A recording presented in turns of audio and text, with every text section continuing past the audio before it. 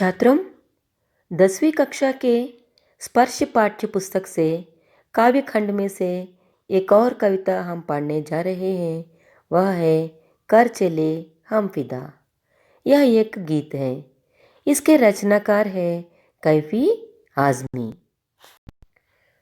आइए हम कैफी आज़मी के बारे में जानकारी ले लेंगे। इनका जन्म 19 जनवरी 1919 को उत्तर प्रदेश में हुआ था। कैफी आज़मी का परिवार कलाकारों का परिवार था। इनके तीनों बड़े भाई भी शायर थे। इनकी पत्नी शौकत आज़मी थी और बेटी शबाना आज़मी, दोनों हिंदी के प्रसिद्ध अभिनेत्रियां हैं। इनकी रचनाएं। कैफी आज़मी युवावस्था से ही प्रसिद्ध शायर थे। उन्हें मुशायरों में अपनी रचनाओं पर खूब वाहवाही मिलती थी। सभी लोग इनकी कविताओं की तारीफ करते रहते थे। इन्होंने कविता संग्रह के साथ साथ अनेक फिल्मी गीत लिखे हैं।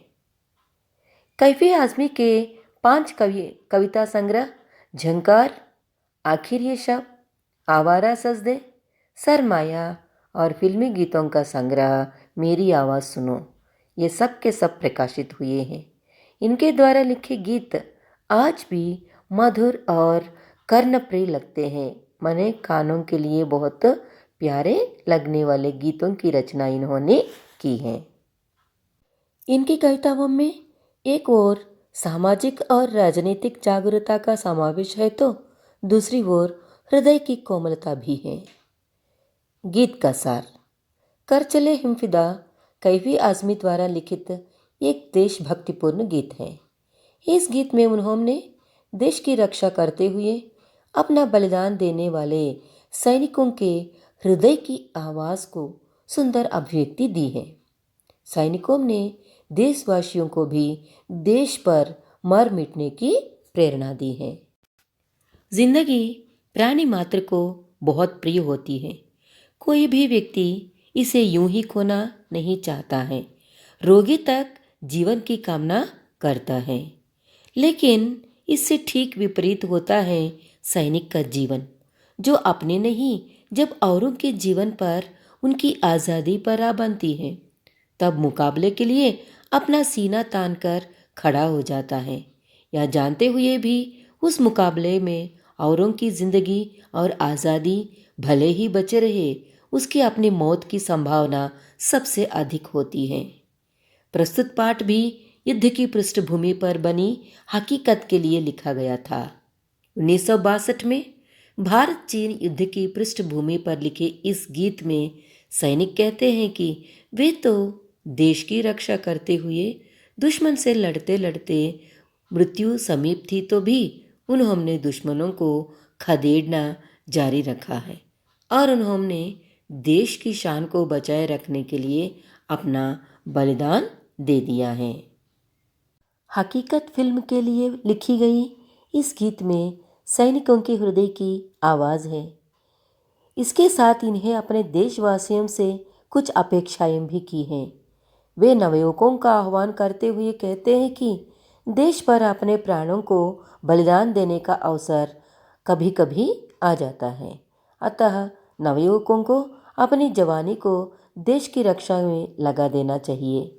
देश के लिए कुर्बान होने की खुशी तो जीत की खुशी से भी बढ़कर है। वे देशवासी और कोई नहीं, हम और आप है। इसलिए आइए इसे पढ़कर अपने आप से पूछें कि हम उनकी अपेक्षाएं पूरी कर रहे हैं या नहीं। गीत तो इस प्रकार है। कर चले हम फिदा जानो तन साथियों, अब तुम्हारे हवाले वतन साथियों। कर चले हम फिदा जानो तन साथियों, अब तुम्हारे हवाले वतन साथियों। कठिन शब्दों के अर्थ कुछ इस प्रकार हैं। फिदा बलिदान, जानो तन शरीर और प्राण, हवाले भरोसे, वतन, देश, नब्ज, नस जमती गई, ठंड के कारण रुकती गई। गम, दुख, बांकपन, जवानी का जोश। भावार्थ इस प्रकार है। कर चले हम फिदा, जानो तन साथियों। सैनिक साथी भारतवासियों से कह रहे हैं कि कर चले हम फिदा, हम देश के लिए अपने शरीर और प्राणों को बलिदान करते हुए इस संसार से जा रहे हैं। अब तुम्हारे हवाले वतन साथियों। अब इस देश की जिम्मेदारी आपके भरोसे पर हम छोड़ के जा रहे हैं। जहाँ हम युद्ध कर रहे हैं वह हिमालय का प्रांत है। वहाँ हमारी सांस थमती गई, नब्ज जमती गई। युद्ध करते समय हमारी सांस रुकने लगी थी, नसें ठंड के कारण जमने लगी थी। फिर भी हम बर्फ से ढकी सीमाओं पर आगे बढ़ते चले गए हैं। कट गए सर हमारे तो कुछ गम नहीं। इस युद्ध में हमारे सिर कट गए तो भी हमें इसका कोई दुख नहीं है, क्योंकि सर हिमालय का हमने न झुकने दिया। हमें इस बात की प्रसन्नता है कि हमने जीते जी हिमालय का सिर झुकने नहीं दिया। इसका अर्थ है भारत का गौरव हम झुकने नहीं दिया है।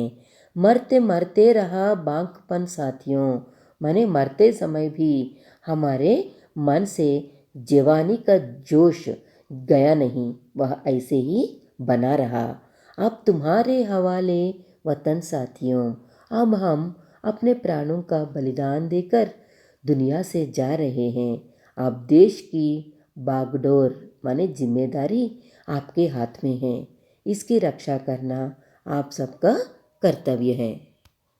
जिंदा रहने के मौसम बहुत है, मगर जान देने की रुत रोज आती नहीं। हुस्न और इश्क दोनों को रुसवा करे, वे जवानी जो खूह में नहाती नहीं। आज धरती बनी है दुल्हन साथियों, अब तुम्हारे हवाले वतन साथियों। कठिन शब्दों के अर्थ है जिंदा, जीवित, ऋतु, मौसम, हुस्न, सुंदरता, इश्क, प्रेम, रुस्वा, बदनाम, खून, खून। जिंदा रहने के मौसम बहुत है। कवि का मानना है कि मनुष्य को जिंदगी में जीने के लिए अवसर तो बहुत होते हैं, मगर जान देने की रुत रोज आती नहीं। लेकिन ऐसी सम्मानजनक कुर्बानी के अवसर हमेशा नहीं मिलते। मतलब देश के लिए बलिदान करने का अवसर कभी कभी प्राप्त होता है।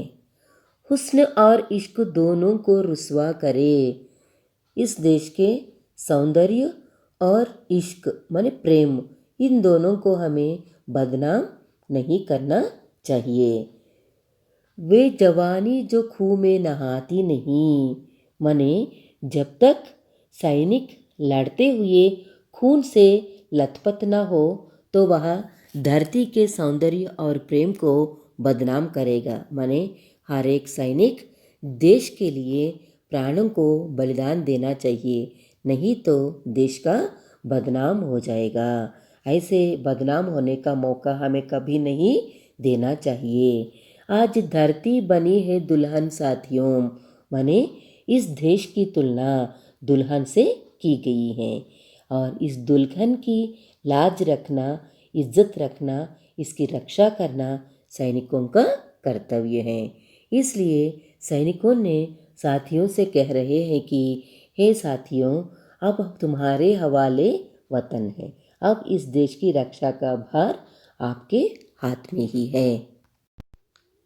राह कुर्बानियों की न वीरान हो, तुम सजाते ही रहना नए काफिले। जीत का जश्न इस जश्न के बाद है, जिंदगी मौत से मिल रही है गले। बांध लो अपने सर से कफन साथियों, अब तुम्हारे हवाले वतन साथियों।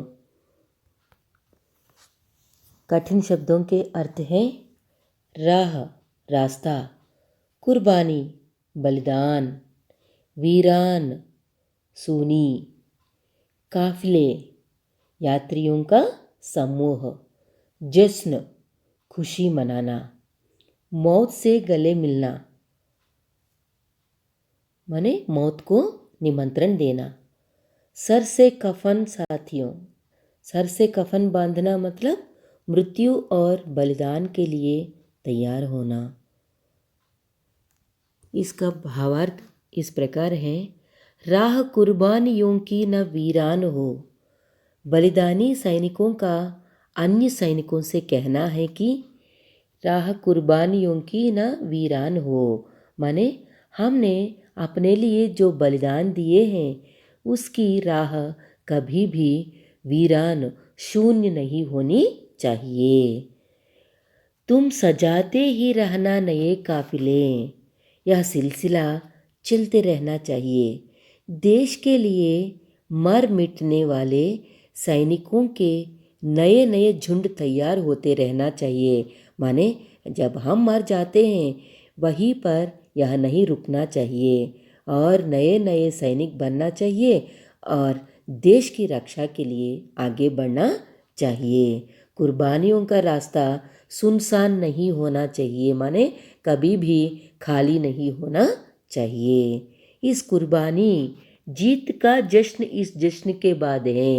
इन कुर्बानियों के बाद जीत का उत्सव मनाने का मौका मिलने ही वाला है।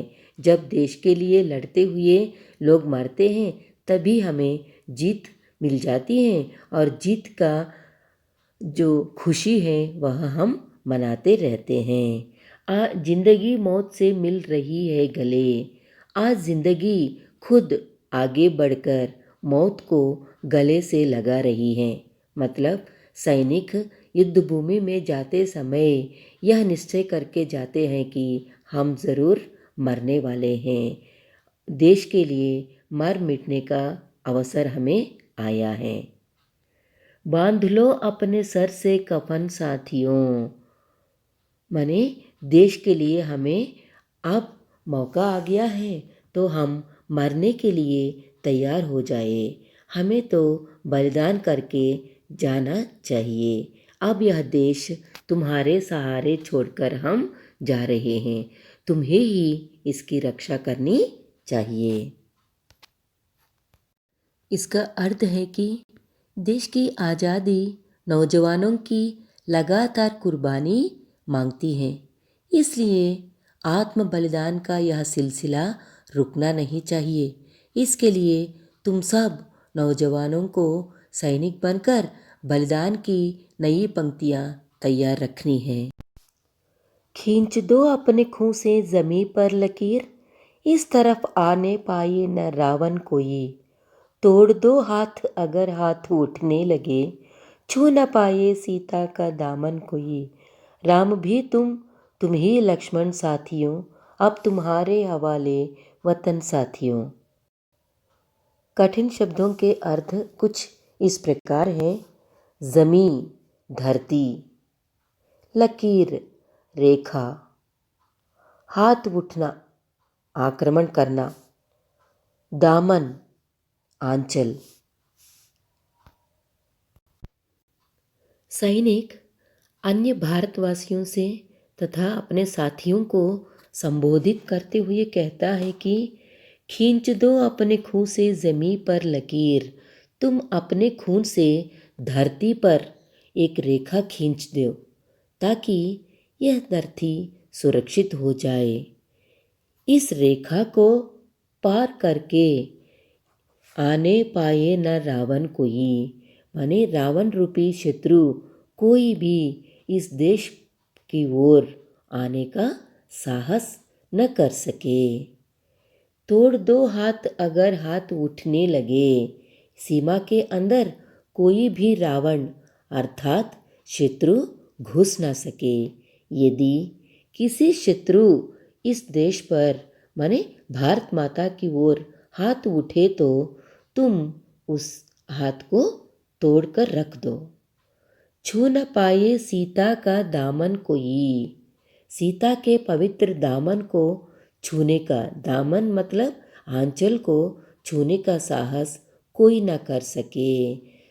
राम भी तुम ही लक्ष्मण साथियों, तुम ही राम हो और तुम ही लक्ष्मण हो, अर्थात इस देश की रक्षा का पूरा भार तुम पर है। अब तुम्हारे हवाले वतन साथियों, अब देश की रक्षा का भार हम तुम्हें सौंप कर जा रहे हैं। इसका रक्षा करना तुम्हारा कर्तव्य है।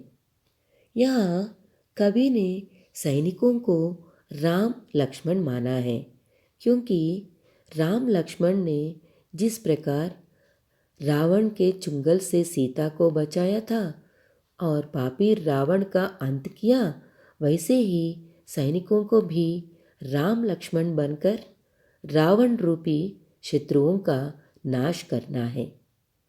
कवि की दृष्टि में हर वीर सैनिक इस देश की धरती को सीता के समान पवित्र मानता है और इसकी सुरक्षा करना अपना कर्तव्य मानता है।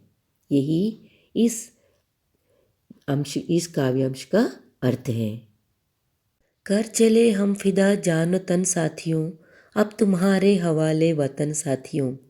इस कविता के माध्यम से सैनिक ये इच्छा प्रकट कर रहे हैं कि उसके जाने के बाद उसके साथी माने देशवासी इस देश की रक्षा का भार संभाले, देश का सम्मान किसी भी परिस्थिति में कम न हो। देश प्रेमियों को इस देश की धरती को ही अपनी दुल्हन समझना चाहिए। उनके साथियों को सिर पर कफन बांधकर देश की रक्षा में लग जाना चाहिए। देशवासियों को राम और लक्ष्मण की भांति धरती माता की पवित्रता की रक्षा करनी होगी। देश की रक्षा करना हमारा सबसे अहम कर्तव्य है। हमारे मन में यह भावना होनी चाहिए कि भले ही हमारा सिर कट जाए पर देश का सिर ऊंचा रहे। जय हिंद। धन्यवाद।